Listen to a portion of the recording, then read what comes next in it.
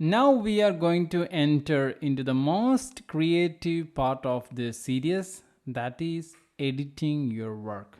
Okay, we are going to start a new project in this video and I'm going to quickly show you how we are going to the core of editing, which we are going to cover in a couple of series in this video.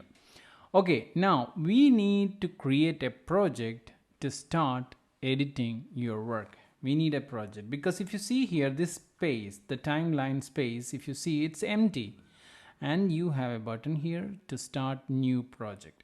This is one way of creating a new project. I'm going to click on escape and there are a couple of other methods to do it. One another easier method that you want to try is your keyboard shortcut, that is Command N. That also will pop up the new project window. And there are other options again. If you come to any events, okay, you can create projects. Do a control click and then you have project. You have project here. And the same is applicable to any events that you select. You just need to click and then do a control and then click on your trackpad, then you will get these options. So what usually I do is the Command N. So I'm going to do that. So this is the place where you get to open up a new project. So the first thing is first, and it's asking you what's the project that you wanted to create. I'm going to create as foundation. That's the project name that I'm going to create. And next is asking me where you want to create this project. There are 3 events here listed.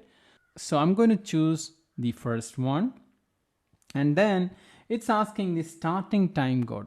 So basically any project when you start, it starts with 000. That's the usual method. But if you wanted to start the project with a different time code, say for example 1111, you can change it here.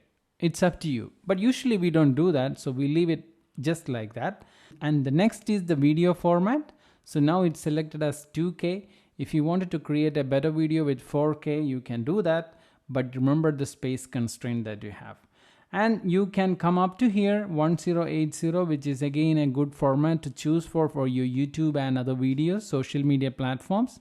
So I'm going to choose here 1080 HD. And next is the resolution. There are 3 resolutions available here. But if you choose a 4K video, of course your resolution will change. That's obvious, right? You know it. So I'm going back to 1080. I'm going to choose this resolution. And the next is the FPS, frame per second. So I'm going to choose, now it's automatically selected as 60 frames per second. I can reduce it if I need. I'm going to reduce it to 30. Okay.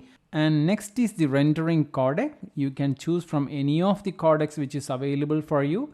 I'm going to choose Apple ProRes 422. As I have explained in my previous videos, codecs are used to convert your video for Apple's editing purpose. Okay, so I'm going to choose this codec. And next is the color space. As of now, we are going to skip that. Next is the audio. I can choose either stereo or surround. I'm going to choose stereo here. And then again the sample rate. I'm going to leave as it is. So these are the major parameters that you need to create for any video. But this is quite detailed configuration of a project settings. You can click on OK or cancel. I'm going to click on OK now. So the new project must have created in the event foundation. Let's go back and see. Yes, this is the project that we have created. Okay, if at any point of time, if you wanted to modify these settings, you have the modifier button here in the inspector window.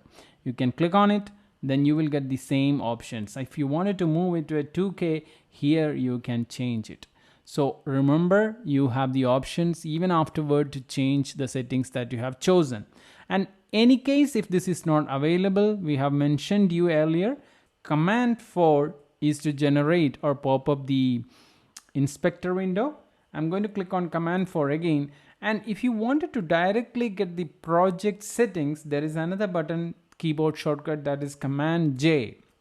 That also will take you to the project property window. Okay, Command J.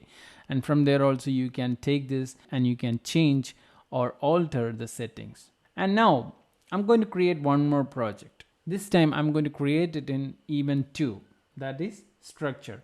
So I'm going to control click this time, and then I'm going to click on new project. So this time I'm going to choose use automatic settings. So automatic settings is much easier for a new user, right? So it doesn't have all the complicated configurations. So I'm going to choose to construction. Okay, construction, and I'm going to click on OK. So there is a new project created in the name of construction. Let's click on Command J and see the project settings here. So you can see that it's taken the previous settings that we have chosen. So remember that whenever you create a project, it always takes the preceding or past settings that you have created. If you wanted to change it, you can click on this custom settings and you can do it. So it's up to you. You can always click on automatic or custom. It's up to you. You can decide on it. So automatic, remember that it will take the past settings just you have created for your video. It will automatically take it from there and then copy it for you to continue. These are the basic steps to create the projects. Now we are going to see how to open the project. Okay, now we have created a project here, foundation. I'm going to open it.